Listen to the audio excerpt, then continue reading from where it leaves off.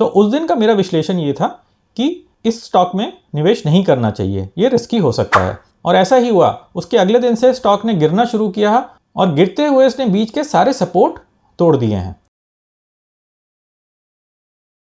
नमस्ते दोस्तों, मैं प्रवीण मलिक अपने इस YouTube चैनल पर आपका स्वागत करता हूं। आज का ये वीडियो बहुत ही खास होने वाला है। आज हम टाटा मोटर्स के बारे में चर्चा करेंगे। ये वीडियो खास इसलिए है कि टाटा मोटर्स के बारे में रोज ही मुझसे प्रश्न पूछा जाता है। आजकल मैं रोज रात को 9 बजे लाइव पर आता हूँ, लाइव सेशन करता हूँ YouTube पर, और ऑलमोस्ट रोज ही टाटा मोटर्स के बारे में मुझसे प्रश्न पूछा जाता है। तो अगर आप भी मुझसे कोई प्रश्न पूछना चाहते हैं, अपने स्टॉक का एनालिसिस करना चाहते हैं, तो आप भी लाइव पर आ सकते हैं। आप इस चैनल को सब्सक्राइब करिए, आपको लाइव की नोटिफिकेशन मिल जाएगी और जैसे ही मैं लाइव स्टार्ट करूं आप आ जाइए और अपना प्रश्न पूछ सकते हैं। तो चलिए टाटा मोटर्स की बात करते हैं। तो इस वीडियो में हम 3 प्रश्नों का उत्तर देंगे। पहला प्रश्न कि अगर आप टाटा मोटर्स में निवेशित हैं तो अब क्या करना चाहिए। और दूसरा प्रश्न, अगर आप टाटा मोटर्स में निवेश करना चाहते हैं और एक शॉर्ट टर्म के लिए निवेश करना चाहते हैं तो क्या करें। और तीसरा प्रश्न, अगर आप टाटा मोटर्स में मीडियम टू लॉन्ग टर्म निवेश करना चाहते हैं तो क्या करें। तो चलिए इन प्रश्नों का आंसर ढूंढ लेते हैं और टाटा मोटर्स का चार्ट एनालाइज कर लेते हैं। देख लेते हैं कि आगे आने वाले समय में टाटा मोटर्स में क्या हो सकता है। तो यहाँ पे मैंने टाटा मोटर्स का चार्ट खोला हुआ है। तो ये दैनिक चार्ट है। तो इसमें आप देख ही रहे हैं कि अगस्त के महीने से इसमें निरंतर एक गिरावट है। तो अपने पीक से टाटा मोटर्स करीब 30-35% गिर चुका है और गिरते हुए इसने बीच में जितने भी सपोर्ट थे सब सपोर्ट तोड़ दिए हैं। बिना रुके ही वो सपोर्ट तोड़ता चला गया है। तो चलिए इसका सबसे पहले मासिक चार्ट देख लेते हैं और फिर एनालिसिस करते हैं। तो यहाँ पे मैंने एक कमेंट लिखा हुआ है। मैंने टाटा मोटर्स का एनालिसिस 29 अगस्त को किया था, 29/8/2024 को। तो ये एनालिसिस हमारे YouTube चैनल पर ही उपलब्ध है। अगर आप कम्युनिटी सेक्शन में जाएंगे तो आप इसको देख सकते हैं। तो कम्युनिटी सेक्शन में मैं कभी कभी चार्ट ऑफ द डे डाल देता हूँ। तो 29 अगस्त को ये चार्ट ऑफ द डे में डाला गया था और ये कमेंट लिखा गया था। तो 29 अगस्त को मैंने लिखा था कि इस स्टॉक में निवेश नहीं करना चाहिए क्योंकि ये एक रिस्की हो सकता है। तो ये मेरे YouTube चैनल का कम्युनिटी सेक्शन है। इसमें 29 अगस्त को मैंने ये कमेंट लिखा था, चार्ट ऑफ द डे में टाटा मोटर्स को पोस्ट किया था। तो इसको आप आराम से यहाँ पे पढ़ सकते हैं। चलिए वापस चलते हैं और टाटा मोटर्स का मासिक चार्ट का विश्लेषण कर लेते हैं। तो अगर आप इसका मासिक चार्ट देखें तो ये ठीक लग रहा है। यहाँ से कोविड के समय के बाद इसने काफ़ी अच्छी बढ़त बनाई है। लेकिन अगर अभी आप वर्तमान में देखेंगे तो इसने अच्छी गिरावट भी देखी है। तो पिछले 4 महीने से समझ लीजिए ये गिर ही जा रहा है और रुकने का नाम ही नहीं ले रहा है। तो चलिए इन दोनों रेखाओं को हटा देते हैं और आगे का विश्लेषण कर लेते हैं। तो एक बार साप्ताहिक चार्ट देख लेते हैं। तो साप्ताहिक चार्ट में कुछ खास नहीं है। बहुत समय से एक अप ट्रेंड था जो अब लग रहा है कि एक शॉर्ट टर्म डाउन ट्रेंड में बदल गया है। तो चलिए इसको भी हटा देते हैं और यहाँ पे मैंने पुरानी सपोर्ट की रेखाएं डाली हुई हैं।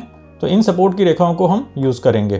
तो आगे जाने से पहले मैं आपको एक बात याद दिला देना चाहता हूँ कि यहाँ पे हम जिन भी स्टॉक्स की बात कर रहे हैं, जिन भी स्टॉक्स की चर्चा कर रहे हैं, उसमें मेरी खरीदारी करने की या बेचने की कोई राय नहीं है, कोई रिकमेंडेशन नहीं है। हम यहाँ पे चर्चा सिर्फ एजुकेशनल पर्पसेस के लिए कर रहे हैं। अगर आपको लगता है कि आपको इन स्टॉक्स में खरीदारी करनी चाहिए तो आप बेशक करिए, लेकिन अपना एनालिसिस स्वयं करिए या फिर अपने फाइनेंशियल एडवाइज़र से बात करके करिए। तो चलिए वापस आ जाते हैं। तो चलिए अब दैनिक चार्ट को भी एक बार देख लेते हैं। तो ये दैनिक चार्ट है और 29 अगस्त को ये वाली कैंडल बनी थी। एक अच्छी कैंडल थी, ग्रीन कैंडल थी। उस दिन टाटा मोटर्स ने करीब 4.5% की बढ़त देखी थी। तो उस दिन का मेरा विश्लेषण ये था कि इस स्टॉक में निवेश नहीं करना चाहिए, ये रिस्की हो सकता है। और ऐसा ही हुआ। उसके अगले दिन से स्टॉक ने गिरना शुरू किया और गिरते हुए इसने बीच के सारे सपोर्ट तोड़ दिए हैं। तो अब क्या लग रहा है कि क्या यहाँ पे कंसोलिडेशन हो रही है। हो सकता है कि यहाँ पे कंसोलिडेशन हो रही हो, परंतु ये तो आगे वाला समय ही बताएगा कि इसमें कंसोलिडेशन हो रही है कि नहीं हो रही है। तो अगर तो ये सपोर्ट भी टूट गया तो हम कुछ नहीं कह सकते, फिर हमको निचले सपोर्ट देखने पड़ेंगे।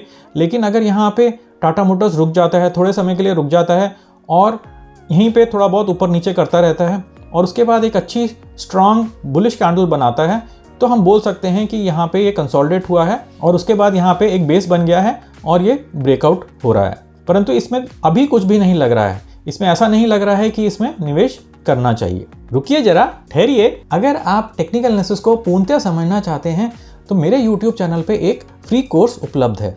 आप यहाँ पे प्लेलिस्ट के सेक्शन में जा सकते हैं और प्लेलिस्ट सेक्शन में आपको एक प्लेलिस्ट मिल जाएगी स्विंग ट्रेडिंग कोर्स।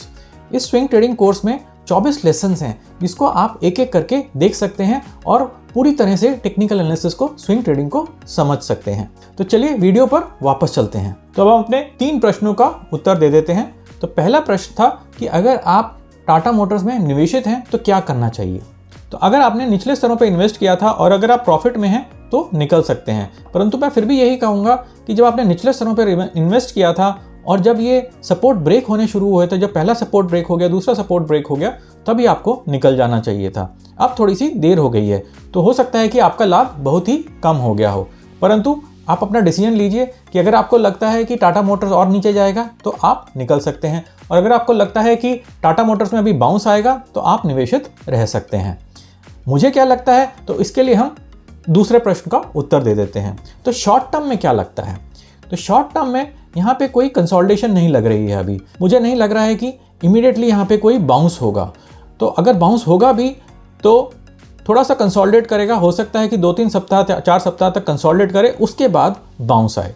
तो जब बाउंस आएगा, जब वो कैंडल्स बनेंगी, जब वो पैटर्न बनेगा, तभी देखना पड़ेगा कि हम क्या करें। तो शॉर्ट टर्म में तो इसमें कुछ भी नहीं करना चाहिए, ना इसमें निवेश करना चाहिए, ना इसको शॉर्ट करना चाहिए, और शॉर्ट की सलाह तो मैं वैसे भी नहीं देता हूँ।